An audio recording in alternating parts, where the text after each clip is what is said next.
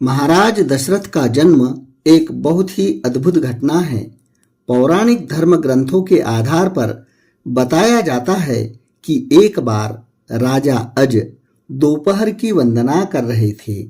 उस समय लंकापति रावण उनसे युद्ध करने के लिए आया और दूर से उनकी वंदना करना देख रहा था। राजा अज ने भगवान शिव की वंदना की और जल आगे अर्पित करने की जगह पीछे फेंक दिया।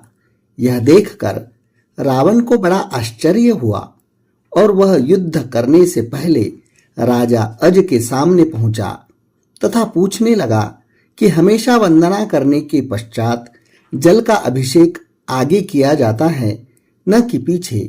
इसके पीछे क्या कारण है? राजा अज ने कहा, जब मैं आंखें बंद करके ध्यान मुद्रा में भगवान शिव की अर्चना कर रहा था तभी मुझे यहाँ से 1 योजन दूर जंगल में एक गाय घास चरती हुई दिखी और मैंने देखा कि एक सिंह उस पर आक्रमण करने वाला है। तभी मैंने गाय की रक्षा के लिए जल का अभिषेक पीछे की तरफ किया।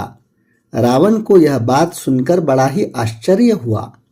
रावण 1 योजन दूर वहां गया और उसने देखा कि एक गाय हरी घास चर रही है जबकि शेर के पेट में कई बाण लगे हैं।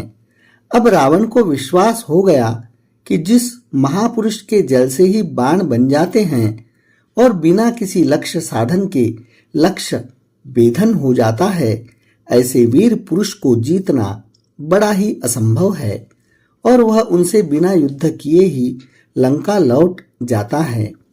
एक बार राजा अज जंगल में भ्रमण करने के लिए गए थे तो उन्हें एक बहुत ही सुंदर सरोवर दिखाई दिया।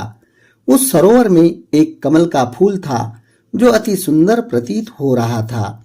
उस कमल को प्राप्त करने के लिए राजा अज सरोवर में चले गए, किंतु यह क्या, राजा अज जितना भी उस कमल के पास जाते वह कमल उनसे उतना ही दूर हो जाता और राजा अज उस कमल को नहीं पकड़ पाते।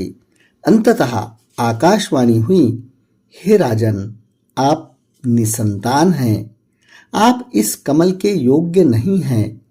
इस भविष्यवाणी ने राजा अज के हृदय में एक भयंकर घात किया था।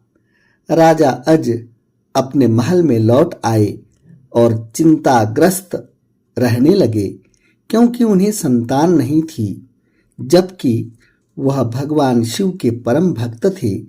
भगवान शिव ने उनकी इस चिंता को ध्यान में लिया और उन्होंने धर्मराज को बुलाया और कहा, तुम किसी ब्राह्मण को अयोध्या नगरी पहुंचाओ जिससे राजा अज को संतान की प्राप्ति के आसार हो। दूर पार एक गरीब ब्राह्मण और ब्राह्मणी सरयू नदी के किनारे कुटिया बनाकर रहते थे। एक दिन वे ब्राह्मण राजा अज के दरबार में आए और उनसे अपनी दुर्दशा का जिक्र कर भिक्षा मांगने लगे। राजा अज ने अपने खजाने में से उन्हें सोने की अशर्फियां देनी चाहिए, किंतु ब्राह्मण नहीं कहते हुए मना कर दिया कि यह प्रजा का है, आप अपने पास जो है उसे दीजिए। तब राजा अज ने अपने गले का हार उतारा और ब्राह्मण को देने लगे, किंतु ब्राह्मण ने मना कर दिया कि यह भी प्रजा का ही संपत्ति है। इस प्रकार राजा अज को बड़ा दुख हुआ कि आज एक गरीब ब्राह्मण उनके दरबार से खाली हाथ जा रहा है। तब राजा अज शाम को एक मजदूर का वेश बनाते और नगर में किसी काम के लिए निकल जाते हैं। चलते चलते वह एक लोहार के यहाँ पहुंचते हैं और अपना परिचय बिना बताए ही वहां विनय कर काम करने लग जाते हैं। पूरी रात को हथौड़े से लोहे का काम करते हैं, जिनके बदले उन्हें सुबह 1 टका मिलता है।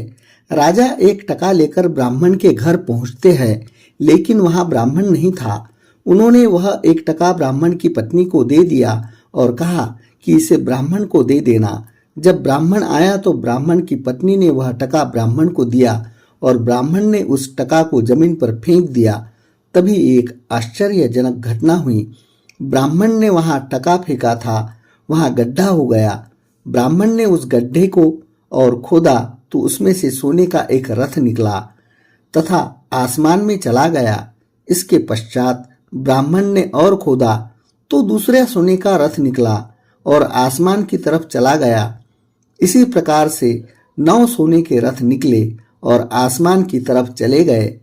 परंतु जब 10वां रथ निकला तो उस पर एक बालक था और वह रथ जमीन पर आकर ठहर गया।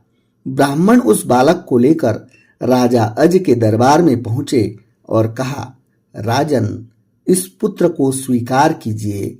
यह आपका ही पुत्र है जो 1 टका से उत्पन्न हुआ है। इसके साथ में सोने के 9 रथ निकले जो आसमान में चले गए, जबकि यह बालक 10वें रथ पर निकला। इसलिए यह रथ तथा पुत्र आपका है। इस प्रकार से दशरथ जी का जन्म हुआ था। अगर आपको ये वीडियो अच्छा लगा तो वीडियो को लाइक, शेयर और हमारे चैनल को सब्सक्राइब जरूर करें। धन्यवाद।